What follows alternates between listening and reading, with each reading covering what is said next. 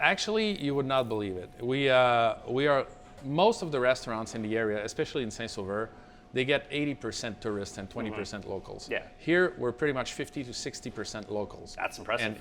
And that's because this town was ready to have that. Yeah. Like when the guy who originally built this building 10 years ago started with an English pub in that place. Okay. And the town was not ready. There was not enough people to sustain a business like that. So, but now, I mean, I love that he had this vision because I didn't have to build all this beautiful place. And now I'm just renting it, so which is great.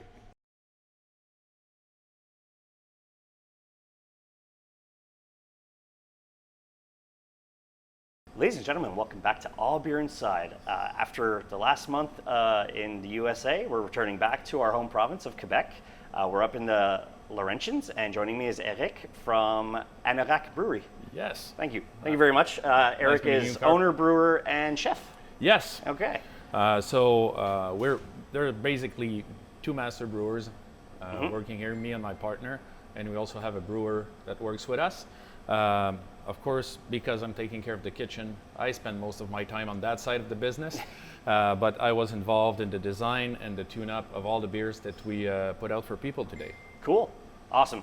I love it. And I mean, I've discovered you guys online. You're another brewery that opened during the pandemic. Yeah, we just popped during the pandemic. I think a lot of people say it took some courage to stay polite to do it. I don't know if it's actually courage or a little bit of craziness or a mix of both. Probably, yeah. Both and money. I mean, you're already committed, right? You're designing this place for at least 5 years. Yeah, well, the thing is, we were designing the whole concept for the last 5 years, but the place here, we got it by chance. Okay. After a failure of zonage in the area where we were supposed to open initially, so we decided to just dump the project at the other place and be on the look for some places that were already existing, because cost of constructions also exploded during the pandemic. Yep. So imagine putting together a place like that. It would be extensively expensive. Yeah. So we came here one day.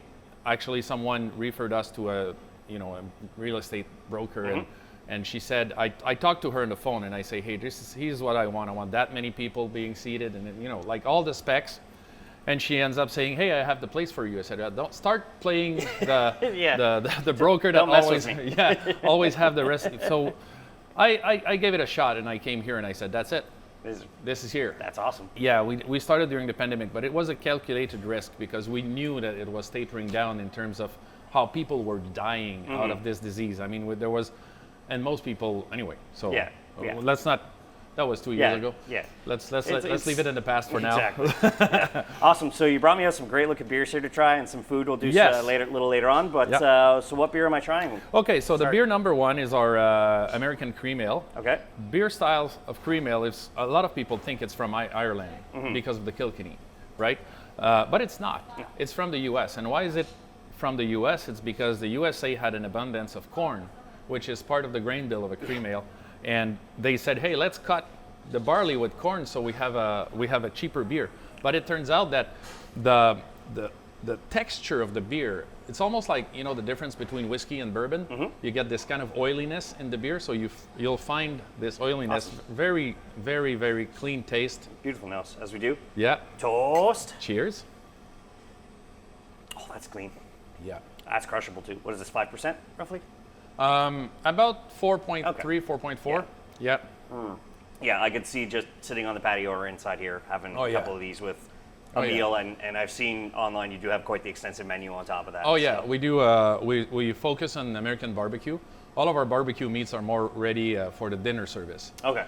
Because we put them in the smoker in the morning, so they smoke all day long and they're ready for dinner service. But we do have a very good menu for lunch, and we have probably one of the most loved or best burger, if not in Quebec, maybe in Canada. Nice. We make it from freshly ground brisket meat, and we make our own mayos. We put black garlic mayo in it, and our homemade bacon, and and we also bake the buns. We make our buns ourselves. So they're absolutely amazing. Living here could be dangerous for me. It is dangerous for me, and I'm the chef. And as much as you want to get pissed off of your food because you want to eat it too much, I just eat it all the time. So awesome. Yeah. So what brought you into the brewing industry? Because clearly you were a chef, but what made you decide to open a brasserie with the American barbecue concept? I'm what people call a serial entrepreneur. Okay. So I've had 2 businesses before that were successful. I actually dumped one that was very successful to start this place. And I dumped it because it was a me business. I was in the media production business. And when the pandemic started, as you guys have experimented, my business fell to zero. So this project that was not supposed to happen before 2024, 2025, because it was more like a retirement planning project, ended up happening 2 years in advance, 3 years even in advance, because I had nothing else to do. And if you leave me with too much time on my hands, then I start to plan some very dangerous plans. And this is what happened with this one. So yeah, that's what brought me to start it. But I initially was a wine guy. Okay. Like I loved wine. Not making wine, because I think people that are making wine are really wasting their time. And I was a wine guy, but my tastes in wine became very expensive. And at some point I said, hey, I was the only one drinking at home, so I said, I got to move to something more affordable. And I moved to beer, and I discovered that the range of flavors and the complexity can be as interesting to discover as for wine. Yeah. And I ended up going at my cousin's place in Germany and started to taste German beers. And then I was absolutely in love with that. So a couple of years after, I started to brew beer with my father, all grain, and 5 years ago, basically. And then a year after, I knew that I was going to be heading in that business one day. Because you know what? When the economy goes great, people drink beer because they want to celebrate. Yeah. When the economy crashes, they drink beer to forget. So basically, it's a very stable business, isn't it? Yeah, alcohol is kind of, like pandemic. Yeah, friendly. People, I mean, yes, there was lineups. I know it was for safety purposes, but there was lineups outside the SAQ near my house. Yeah. We've spoken with more guys that have opened during the pandemic that have closed, and that's fantastic. Yeah. That, and this is still a thriving business. I know it's still a small percentage of beer drinkers, but it's still out there. Well, and the pandemic helped me having more time to plan it properly, because I used to start businesses out of, I'm going to start that. It's going to be awesome. And then I started in video. I was very successful, but the first couple of years, a good planning ahead would have helped. And but now this time we were ready to fire. That's why when we found this place, we said, let's go ahead. Yeah. Yeah. Oh, it's a beautiful place. When we pulled up, I saw the fire pit outside with all the Adirondack chairs, the beautiful patio on the side, which I'm sure is full during the summer. Absolutely. And I'm guessing you might have heaters here for the winter too, because winters can be a little rough in Quebec. Yes. So. Well, and the thing is, we have during the winter, what we do is we take the patio out and we take the fire pit you saw. We put it on the patio with the chairs around. Okay. People are coming back from downhill skiing or cross country skiing. They come inside, they grab a beer, they go outside, they sit on the chair by the fire, they drink that before they come in and eat. Yeah. Yeah, that's perfect. Yeah. So we're all about the whole customer experience. We think that having a good restaurant with a good brewery. Some people will come to discover the beer, they'll discover the food, and some people will come for the food and they'll discover the beer. Especially American barbecue with how popular it is. Yeah. It's crazy. And the offer is not all that big. There are not that many restaurants serving that kind of food yet. Yeah, I know back when the first American barbecue joint opened in Verdun where I live, I was like, oh my God, and this is the first time I ever experienced like a smoked brisket and smoked turkey, and I'm like, where has this been all? Oh yeah, it's been in America my whole life. Not in Canada, and now the scene in Canada with American barbecue is just getting bigger and bigger. And thank God, because this is such good food. Yeah. And one of the thing that was hard in the last year was to educate our the population, our customers, to what is a brisket. Yeah. So when people know, they come and they're just eager to eat it. Yeah. But now they know. Now we make brisket every single day. Yeah. I'm a big fan of American barbecue. I can't do it too much, obviously. I'm already overweight. I don't need to be even more overweight. So it's maybe a once a month thing where I treat myself to a good barbecue. And living in Montreal, I mean, our culinary scene there and seeing it here, because you're a ski resort town when you think about it. So I'm sure people are coming in and like, oh, well, you mean I don't have to go to Expectations or whatever? I can come here and have like this crazy brisket or whatever. It's Did you hear about this movement, jogging for barbecue? No. No, it doesn't exist. I just made it up, but it seems good, doesn't it?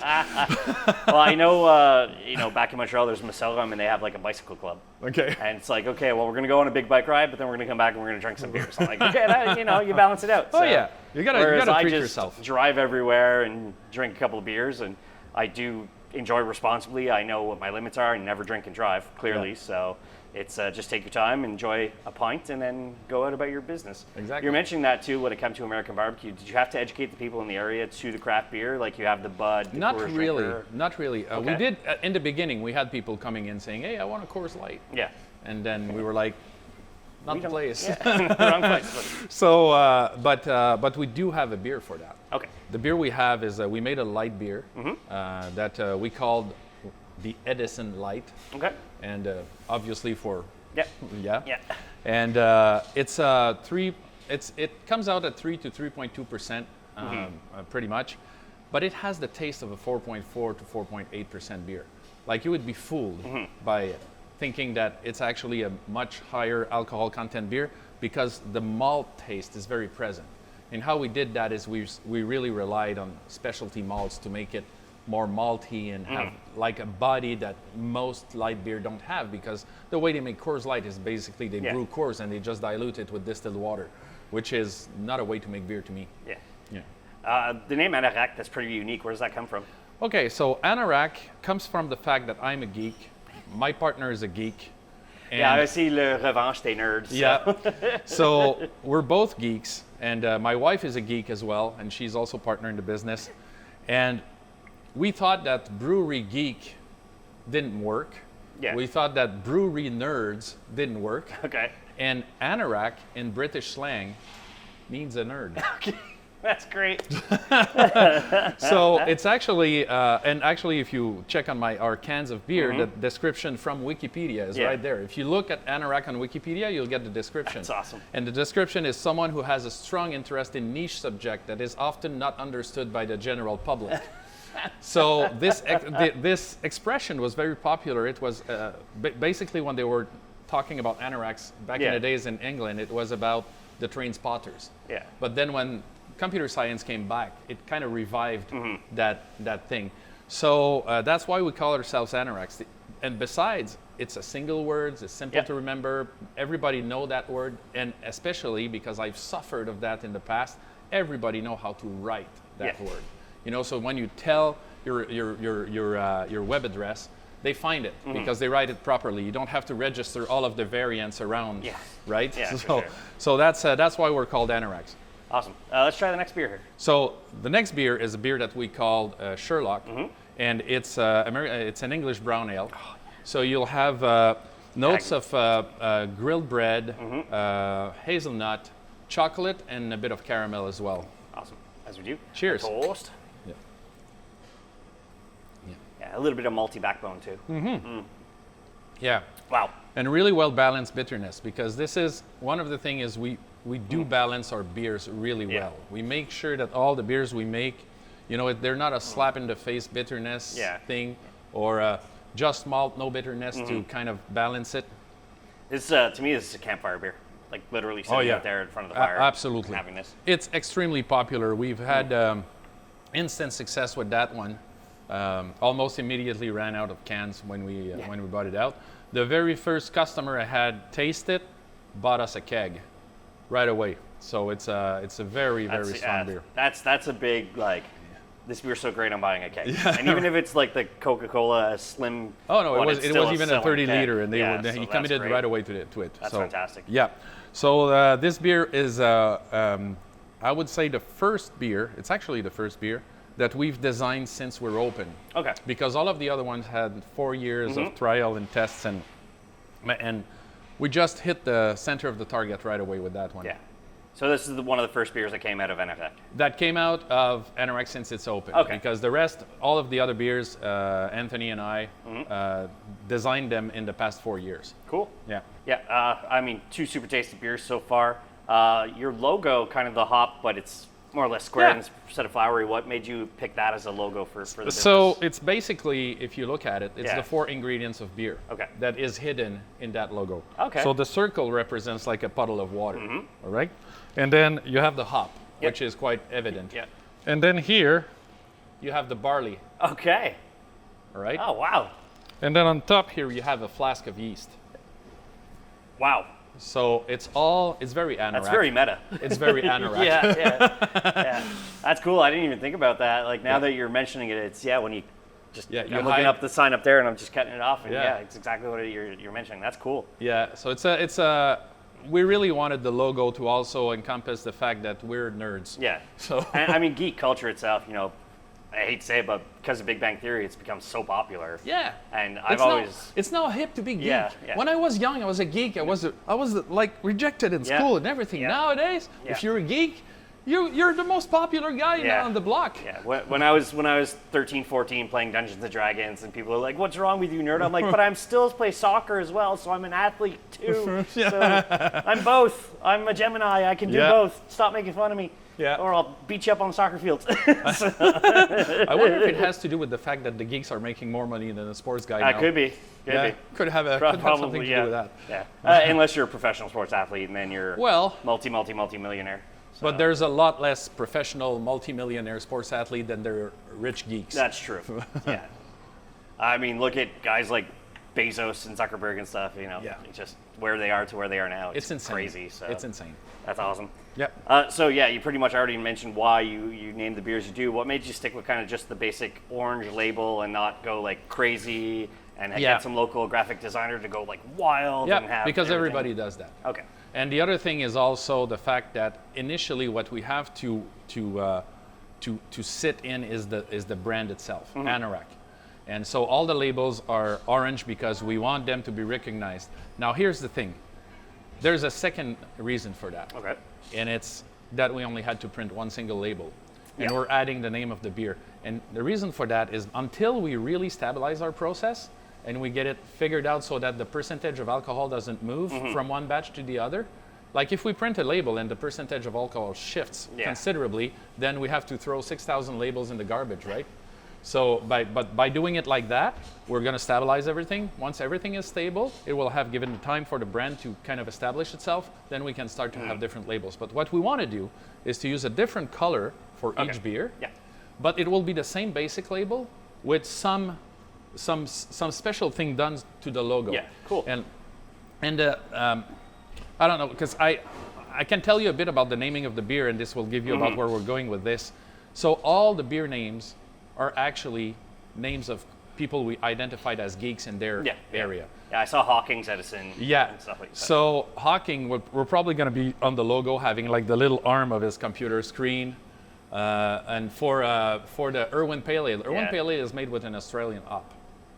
And because we make it with an Australian hop, we named it Irwin for Steve Irwin. Yeah.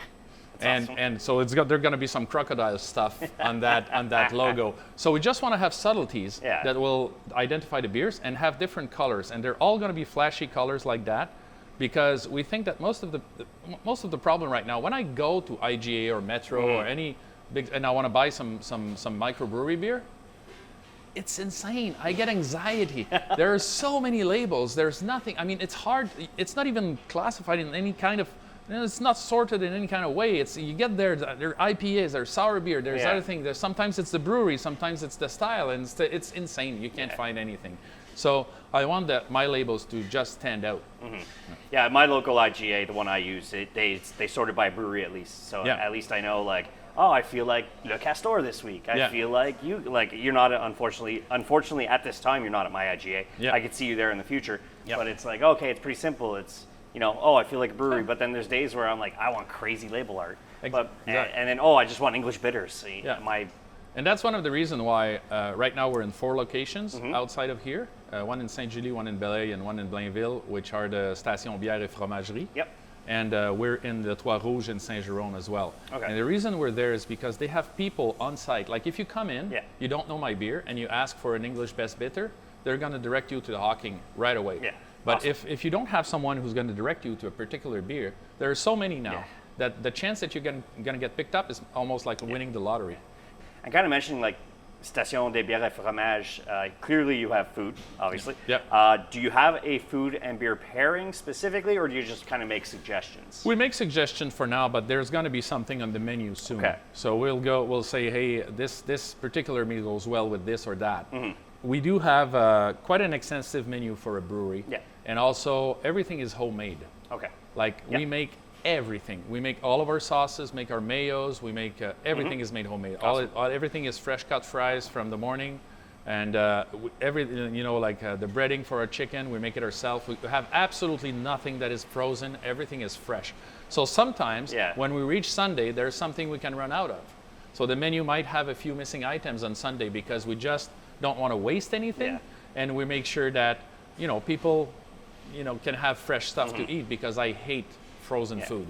Plus, I'm guessing you have local farmers coming up, picking up your spent grain and all that stuff. So it's like Yeah. a good kind of circle of you Yeah. use that farmer, but that farmer at the same time needs your help to feed his animals. So, Exactly. And speaking of food, let's try some chicken. Yeah. So and on one side, hold on. Oh, they put only, I think, the barbecue sauce. So this is our the other sauce is on the other sauce on there. Okay. So the other sauce is the buffalo. Yeah. But then you're going to be able to try our barbecue sauce. So our barbecue sauce is made with Jack Daniels. And oh yeah, yummy, yummy, yummy. in our recipe for the barbecue sauce, when we make a batch, there's actually 3.4 liters of Jack Daniels in the thing. So it's not just like let's drop a half ounce of Jack Daniels in there and now say that the sauce is made with Jack Daniels. We actually really invest in that sauce to make it unique and to make it absolutely complex, and to have tastes that also does not overpower the beer. Yeah. Now, I'm usually when you're cooking with alcohol, you kind of burn off the alcohol content. Yeah. You're not worrying about, like, I make a beer cheese. I'm not worried about getting drunk on beer cheese. No, exactly. But we actually do, what we do is we actually put our onions and our sugar, and then we put the Jack Daniels and we flambe everything. Okay. Yeah. And then the buffalo sauce. And then the buffalo sauce. And this is a homemade buffalo sauce. Oh, yeah. So it's a little bit subdued compared to what you would find as a buffalo. It doesn't rip off your mouth, right? No. See, I'm very light. I can't do crazy hot sauces, but this is good. Oh, I can have a bunch of those. Yeah. Wow. Yeah. So we also make wings that we serve with that. We have, and to make sure that we don't look like the local sports bar with wings that are frozen and dropped in oil. I love fresh pub fries too. Yeah, they're good. Wow. And we have the whole wings. They're whole. They have, like, you have the three parts on the wing, and that's how we serve them. That's awesome. That's very rare you see that, because it's usually either the flats or the the drumstick. Yeah. That's awesome. Yeah. Very tasty. So I've had those.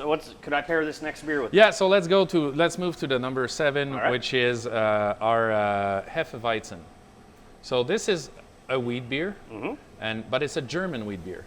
Most people in Quebec drink Belgian wheat beer, the Witbier, and not many breweries are making Hefeweizen. And as a matter of fact, I have a lot of customers coming in and say, "Oh, I don't like white beer. I don't like." And I say, "Hey, you probably only drank Belgian wheat beer Classic, so far." yeah, exactly. So let's try the Hefeweizen. And most people, when they drink it, they say, "Hey, that's very different," and it is. Awesome. That's for you. Oh, a toast. Cheers. Yeah, it's not like a crazy Belgian-y punch. I get the weediness, a little bit of banana and cloves. Yeah, exactly. So that's very different, and to me a lot fresher, because you respect the Reinheitsgebot for the Reinheitsgebot. the 4 ingredients of beer. Where in the Belgian beer you get orange peels and coriander seeds. Usually. Yeah. So, but this is really just the yeast making the job of having the banana esters and the clove. Yeah. I've had some crazy American Belgians that present bubble gum too. Yeah. I'm like, whoa, this is crazy. So it's crazy, the world of beer. And you mentioning coming from wine to craft beer, you're the third person I know who's done that, where it's like wine's getting too expensive. And all of a sudden they're at a brewery and they're like, whoa, what are these? How can I get this flavor at home? And all the brewing all grain. And this guy I know, a friend brought him to Hill Farmstead in Vermont. And it's I like wine. They're like, oh, try this champagne-based beer, and he's like, oh, what's this? And then he's ever since the border reopened, he's going to Hill Farmstead once a month. Yeah. So and you know, the other thing that's important with beer is being geeks help. yeah. Because all of the biochemistry that is behind beer is paramount to making good beers. Yeah. If you don't understand the biochemistry, it's not going to happen. Yeah, the world of brewers, everybody we met, like you come from a very diverse background. Yeah. One interview, like 2 guys have PhDs, one in history, one in something else. Other guys are like from heavy metal bands. It's like the diversity, and each, when you think about it, each kind of level of geekiness, like being in a heavy metal band, yeah, you're a geek for music, geek. you're a geek for this, Absolutely. you're a geek for that. So, and you could see it at the beer festivals now. Yeah. It just continues. Even yesterday, as of our recording, we were at Kanawaki's festival, and their first ever kind of friends and family, and I'm like, oh, like this has to continue. And was this happening at Kanawaki Brewing Co? It happened at Kanawaki Brewing. So, that's cool. Yeah, it was They're a great cool day. people. Yeah, Drew's an awesome dude. We always love speaking with him when we can. Yep. Speaking of that, so you're very new. I don't know if you have any brewery collabs you've done with other breweries yet. We are planning to do something with Melil.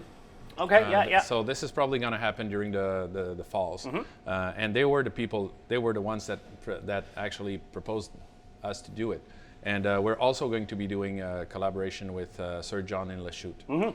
So both of them, we've talked about it now, and the way we want to make the Melil one is going to be quite funny because we're going to have a live feed on our Facebook page at the time, and we're probably what we want to do is we want to invent a beer recipe on the spot. Yeah. And we're gonna get drunk a bit, and then, make sure you have a designated driver. And we'll just make the beer recipe and see how it turns out 3 weeks after. I know because of the technology we have and because of Zoom and stuff, there's 5 breweries that collabed on Zoom to brew a beer. It's wild, like what can be done now. It's amazing. It brings the customer close to what the process is, and I think this is one of the greatest thing that we can do is to offer our customers and our potential clients that they see what we're doing and how we're doing it and how much love we put into making this. Because this is a labor of love. Yeah, for sure. Yeah. If there were a couple of dream collabs, either like you go back to Germany and that first craft beer that got you into, like, could you imagine yourself brewing with those guys? Or, I would love to. Heading down to the U.S. Clearly, the Laurentians are not far from Vermont. No, exactly. So could you see yourself going to brew with a brewery in Vermont? Absolutely. Yeah. Absolutely. We did find a brewery that is on the island in Wildwood. Okay. And they actually have American barbecue just like us. So one of the things that we want to do is to try to see if we could do a collab with them. Yeah, that'd be awesome. Yeah. Love that. Love that idea. I asked this question. I know it's super rare because clearly chef, owner, brewer, if you have free time, if you have like somehow 2 weeks. Sorry. If you have a 2-week vacation, you could take off. What's free time? Yeah, exactly. So, let's say it happens. Everything's in order, and you could take a couple of weeks and go on that beer vacation you've never taken. Where are you going for? As a matter of fact, at my old age, I make it mandatory to take vacations. Okay. So because otherwise, I'm just gonna get sunk into that thing, and because I'm gonna burn out. I'm a guy who works a lot when I work, so I need to do it, Yeah. and I learned to do it. Yes, there is. Actually, one of the things I would like to do is go back to Germany because I haven't been there since I'm brewing beer. Okay. So I want to go back because I now have a different perspective. And I want to go around. Particularly, I would like to go visit Weyermann in Bamberg. Okay. And they also have a brewing system that works with wood fire.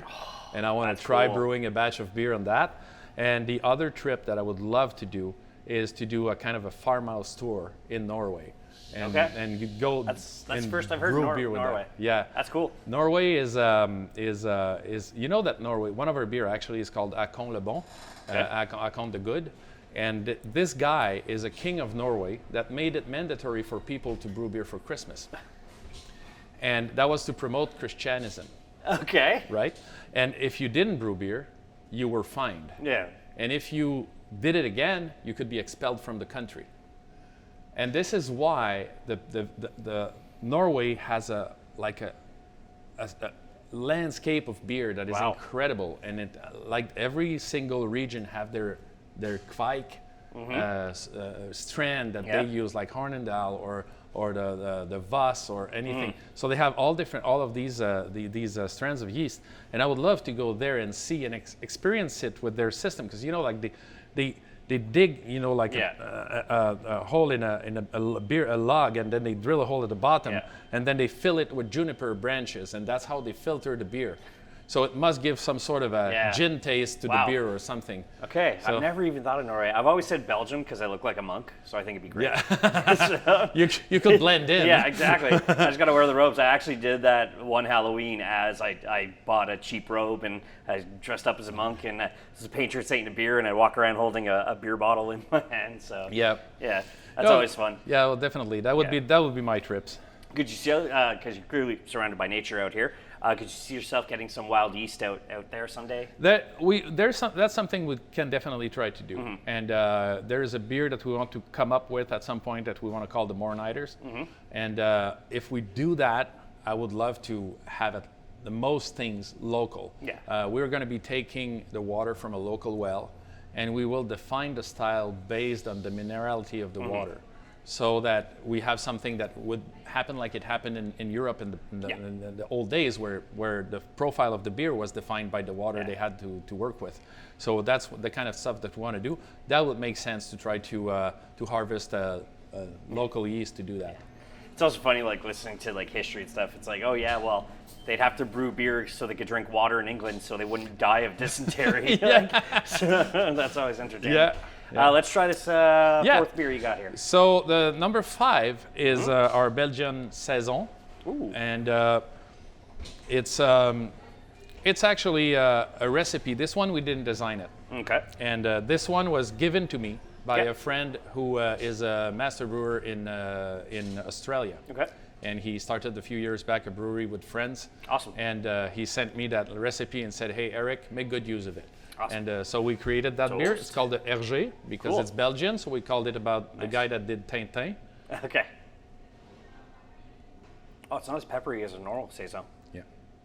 Again, we're trying to look for balance when we make beer. So Yeah, well, as you mentioned pre-show, you want your beers to balance with your food and your food to balance with your beers, Exactly. and that's a very like you said, a very geek nerd way of looking Yeah. at things. It's like yes, and keep people have to come latitude, here, right? So, yeah. So that not only one beer will fit with a specific dish. Okay, so it's the summer, so I'm out here for biking. 'Cause Yeah. There's lots of bike trails. Yeah. I come here, I grab a good meal, I have a beer before I'm biking, or I have a friend driving around. Other friends in the area to try that you'd love to give shouts out to. I think Iowan in Valmorin. Okay. They do a lot of organic beers, and the guys have they set up in an old church. Yeah. So it's pretty good. I like these guys. Of course, Sir John and Lachute is definitely, like, if you're a fan of IPAs, it's that place. We've been lucky enough to interview them. Yeah, So. and if actually here on our 16 taps, there's one tap that we'll keep pretty much for them, because they're kind enough to provide us with a keg of their beer when they have them. You can't find it many places outside of their breweries, but we're really friends with Max there, and he provides us with beer, so we'll keep a tap for them, because what the styles that they do is very far off from the ones that we make. Yeah. Well, that's when we interviewed them. They're like, yeah, we drank beer in Vermont. And we're like, we need to make these. Yeah. That's how they started the brewery. So Yeah. that's pretty wild. Yeah. Awesome. So those two, and then even do any other local restaurants have your beers on tap that you'd like to shout out? Or? They actually can't. Okay. Yeah, so they're Oh gonna have yeah, it. we got weird, wacky laws. Exactly. In So they're Quebec. gonna have it in cans. Yeah. So we already have got our stamps printed Yeah. for the cans, so Yeah. we can start using them. Okay. There's a breakfast and lunch restaurant here in Morin-Heights that will have our beer. There's a cafe that will have our beer. Okay. And we're probably gonna be in a few spots in Saint-Sauveur as well. And this is your new one. Do you see as a brand doing festivals the next couple of years and trying to get the name out there to Montrealers who don't really know about you Yeah. guys? Because I literally just Google like, oh, new breweries, and it's like, oh, Anorak and the Laurentians. I'm like, oh, it's only an hour away. Like, I gotta go speak to these guys. So. Yeah, we probably will, but when we're ready, because Okay. I'm a big advocate of walk before you run in business. And I know for once, the guys at Bière Philosophale, Yeah. they were in the Laval show. Yeah. They got completely out of stock in no time after the festival. So they need to now restock their entire thing. Yeah. And it's just crazy. Yeah, I just because we were lucky again. We interviewed Philosophale, and it's like there with speaking with Max. Xavier wasn't there, So it's like just speaking with Max, and he's like, dude, we're not stopping. Yeah. And I was there the Friday before, like, people were from work and stuff, and whenever there's a beer festival, I like taking the Friday off because there's less people. Yeah. So it's like, okay, I'll do it the Friday, I'll speak with all the brewers I know, I'll make new contacts with brewers I don't know, and then we'll just go from there. And then I'm just standing there with Max, and we're drinking beers, I'm like, oh, there's other breweries I gotta drink, dude. Like, I'll be back in a bit, and I come back, he's like, yeah, I'm out of this now, I'm out of this. I'm like, it's Friday. Yeah. So Festivals are putting a big strain on all. It's it's very hard to be able to live after the festival in a good way. Yeah. So for us, we're gonna get there, and we're gonna get there slowly but surely. Now what we do, for example, this weekend, there's the Super Folk Festival in Morin-Heights. We're there with food, but McCausland is the sponsor of the event for now. We're already in talks to be providing the beer next year instead of McCausland. Love it. So this kind of stuff for now, and then we're going to start to expand when we're ready. You've just passed a year. Yes. So yeah, and we only got our brewing permit on the 4th of April. Yeah. Yeah. Any other, was the town very welcoming of having a brewery here? Actually, you would not believe it. We are most of the restaurants in the area, especially in Saint-Sauveur, they get 80% tourists and 20% locals. Yeah. Here, we're pretty much 50 to 60% locals. That's impressive. And that's because this town was ready to have that. Yeah. Like when the guy who originally built this building 10 years ago started with an English pub in that place. Okay. And the town was not ready. There was not enough people to sustain a business like that. So, but now, I mean, I love that he had this vision because I didn't have to build all this beautiful place. And now I'm just renting it, so which is great. And I didn't have to do anything to get started. We started in 2 weeks after we signed the lease agreement. So everything was pretty much there. We just added the tables and the chairs, and we fixed a few things, and there we're ready to go. Especially the kitchen was empty, so we had to bring all of the equipment in the kitchen, but that's pretty much it. So we, I love that the guy had this vision 10 years ago, and the guy is actually a customer here. That's awesome. And he's coming in. I told him, I said, Mike, you know what? We're going to make you proud of this place. Yeah. Because this is what you wanted to do. I know it because people told me. And he was very moved by the fact that, we were aware of that and we wanted to make the place shine. Yeah. I mean, we say time and time again, support, okay, I'm going to Vermont, I'm going to New York State, but I'm only going to local breweries. Yeah. And we are all about support your local brewery. Yeah. Even if you don't drink beer, somebody in your life drinks beer, get a gift card. Even if you don't drink beer, buy some merchandise. Yeah. Bring back a 4-pack back to Montreal for a friend. There's no question, there is no way you cannot support a local business now. Yeah. There are so many of them. And I think the difficulty for me is, what one do I support this paycheck? Yeah, exactly. Yeah, and you know what? I think that the pandemic has made people more aware of that necessity to support a local business. Yeah. Like, for example, we have an appetizer of sautéed mushroom in here. Oh. They are grown in Val-Morin. Okay, cool. So it's, we try to buy the stuff as locally as possible and as much as it's possible, because the problem is we don't have big farms around here. So at some point, I mean, at least like the meat, we buy Canadian meat. So it's we try to be as local as we can with the restrictions that we have. I mean, you got to be realistic too. Like you said, Australia, Canada doesn't at the moment have a huge hop scene. Yeah. But so I could get hops from Australia. I could get hops from the U.S.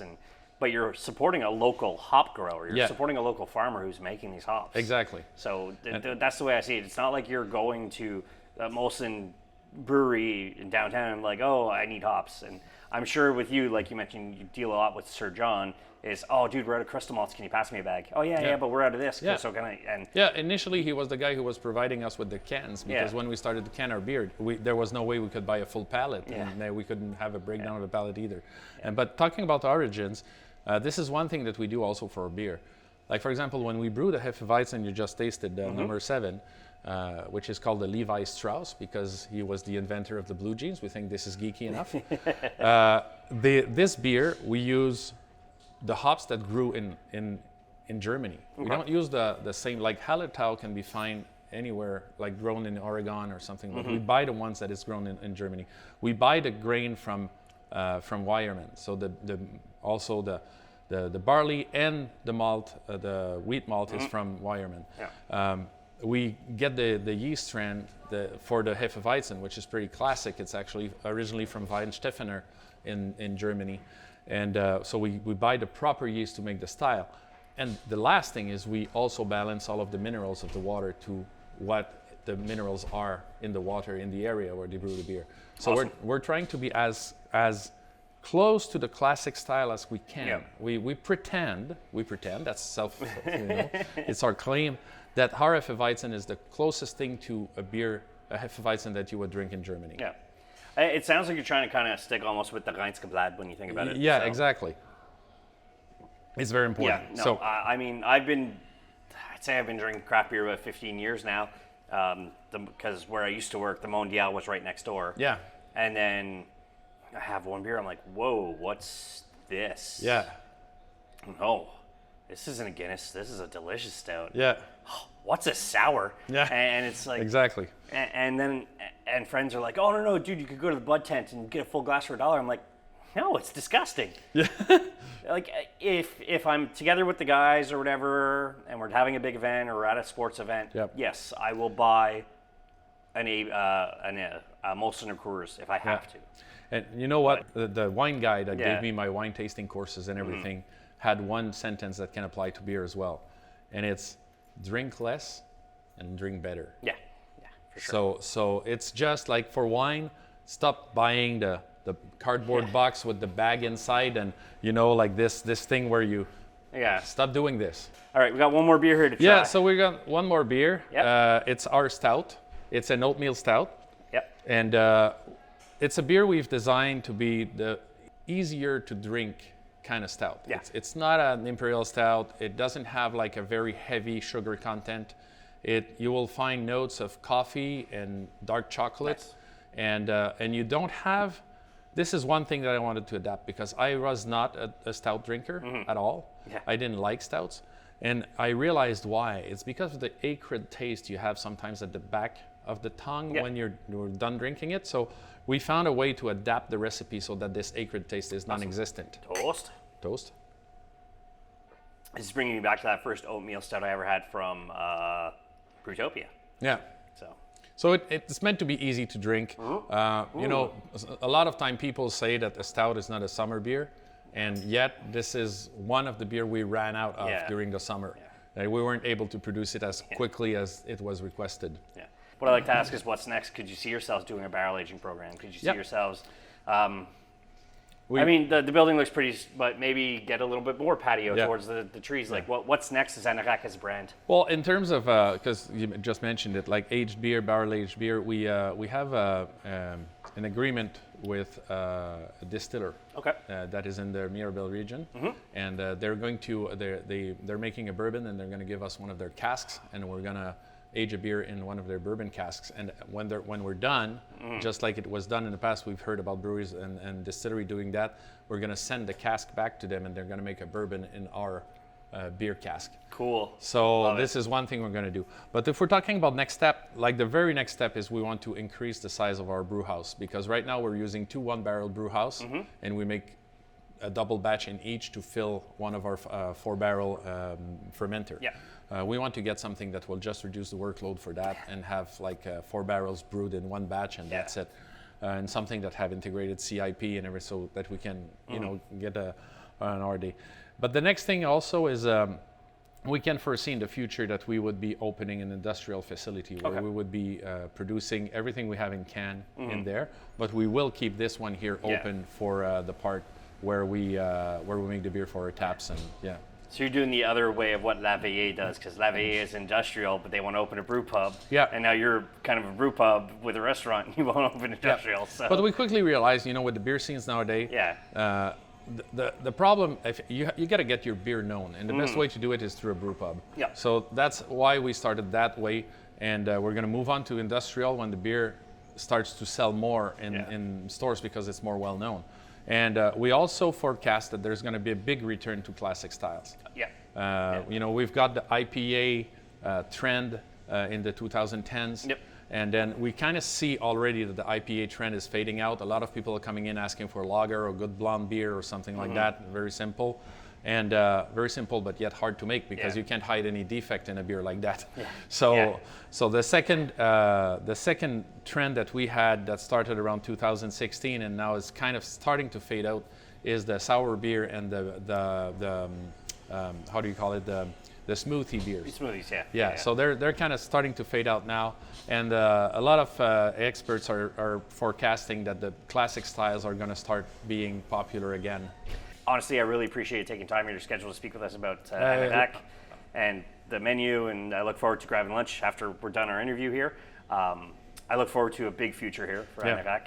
Hopefully we could come by and just enjoy a beer with you one day, but we're also super busy with the shows. So, but still, it's coming out to the Laurentians and meeting guys like yourselves who are so passionate about what you do, and I love hearing your stories. So. Yeah.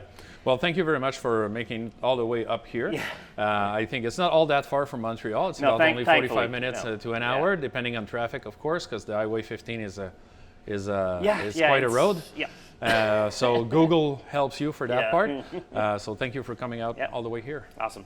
So let the audience know where they can find you. Yeah, so you can find us on Instagram, Brasserie Anorak. You can find us on Facebook, Brasserie Anorak Broue Pub. You can find us on the web, brasserieanorak.ca. And also, we strongly recommend that you make a reservation when you come, because if you come from Montreal, come here. And often on Thursday night, Friday night, Saturday night, we're complete. So you don't want to come here and have to turn your back around and go to a lesser restaurant or brewery, right? So you want to come here. So just make a reservation. We work with Libro, so when you go on our website, you will find a place. We're at 2 Meadowbrook in Morin-Heights. Awesome. Yeah. So all that's going to be available in the show notes. As for us, allbeerinside.com is the website, at allbeerinside on all social media. And as I say at the end of all episodes, drink craft, not crap.